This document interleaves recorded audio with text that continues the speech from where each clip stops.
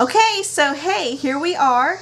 We're talking about how to say no with confidence, how to say no like you mean it as a parent. We've got the tone down, we've got the look down, we've got a few phrases like hello McFly and let me think about that for a minute. Ways that we can say no, but to say it with a few different words and with some levity to it. Now I want to give you some more retorts for that repertoire that you're going to have, that you're going to keep in your mind for when people come up to you and ask you to do things that you don't want to do. But some of you feel guilty for saying no. Some of you feel guilty for saying no to your child. And may I just tell you this, may I be perfectly frank with you, if you can't say no to a 2-year-old, they will eat you alive. I'm telling you, teeth or no teeth, they'll gum you to death. They will eat you alive. So we want to get, as a parent, where we can say no. We're not worrying about if we're just crushing their frail, fragile ego and they're going to have to be in therapy for years and years. Chances are they're going to need therapy no matter what you do because, hey, we're human. We don't get everything right. But in the big picture, in the big scheme of things, we're learning how to say no. We're learning to be able to teach those kids boundaries and to be able to look at us as an authority figure in their life, which is going to help them down the road. Because this is what I often say. If you don't step up in your child's life, if you and I don't step up and say no to our children, someone else down the road will. And that may be a policeman. It may be a school superintendent, a school board. It may be a military tribunal that decides that you get kicked out of whatever branch of government you joined because you weren't able to follow directions, listen to authority, and do the right thing. So see, a lot's at stake. Not that I want you to feel the pressure of like the next 45 years of your child's life. But that's why this stuff matters in the light of eternity. So here, I want to clue you in on a few more retorts. And I want us to go back again to that idea that I gave you, that as an adult, as a man, as a woman in the workforce, that someone approaches you and says, you're like, hey, I just think this would be great, this toilet safety committee, and I want you, Julie, you would be fabulous. You're all about toilets, Julie, you'd be great. And how can I say no? What are some ways that I can say no to this person if my natural inclination is to I really wish I could help you, but I'm really busy and I've got my kids and I've got other responsibilities. Oh, but Julie, again, this, everything rests upon this being done well, and we just know that you would do well, and gosh, there's no one else I can think of, and maybe I could find some time, and it's all over. It's all over except for the taps being played when you go down that road. All right, so you want to learn how to say no, and here are some retorts, and I have to look at it because how old am I? I'm getting so old that I can't even remember my own thoughts sometimes. So let me get to that. Let me find it. Doggone it. Here we are. All right. So let's say somebody comes to me and says, Julie, would you be in charge of the toilet safety committee? Here's what I can say. Thank you for sharing that idea, and no. And then I stop. I stop talking. And I don't have to say it smart alecky. Okay, like everything in me probably wants to say it smart alecky because I do have the spiritual gift of sanctified sarcasm.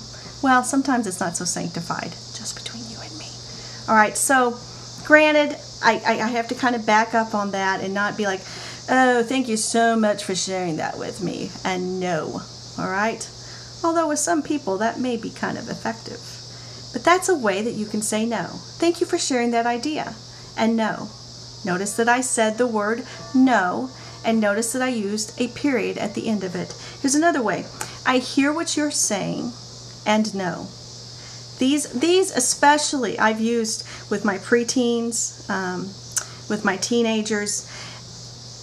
Some of us as parents are all about validating our children. Can I be honest with you? I kind of got over that, like when they were 8 years old.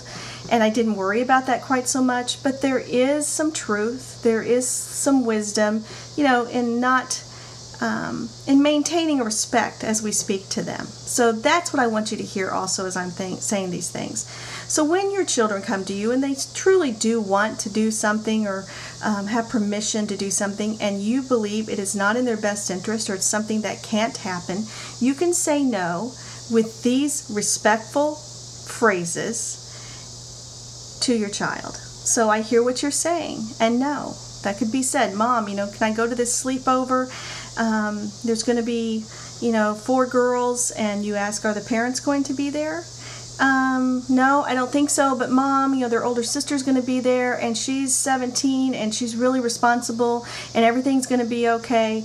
And what you can say to your daughter is, I hear what you're saying, and no. Now, listen, it doesn't mean she's going to be like, oh, Mother, thank you so much. I appreciate you saying no so much. Thank you for sharing that in your life. No, that's another whole subject, all right? But your response as a parent, that's a strong response. Another thing you can say is, I understand you would really like that, and no, that would fit the situation that I just spoke to you, and any number of things. I appreciate what I'm hearing, and no. I hear you. This one I've used a lot. I hear you. You could be right, and no.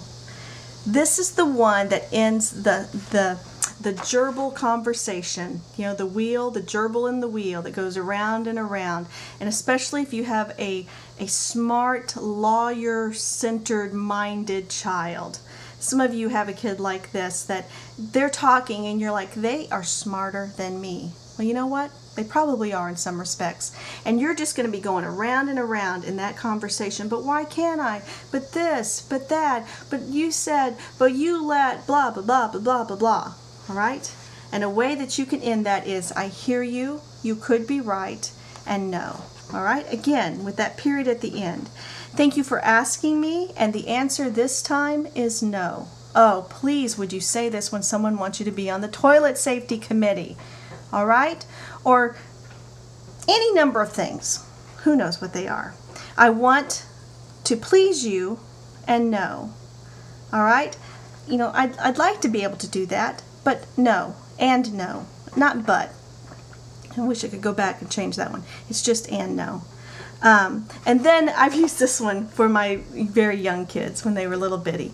I would say to them, hey, did you know that Noah had a nickname? No. And that worked for them when they were small. Of course, they had to know the story about Noah, so you might want to get your Bible and kind of bone up on that conversation. But those are all what I believe to be respectful, clever retorts, a way to say no to the children in your life, and you can use these on other people's children too. And they're spoken in such a way that you're probably not going to have a mom chewing you out for saying something mean or inappropriate to them. And it's a way to build your confidence and to give you that ammunition you need when you are saying no. That's Life with Julie.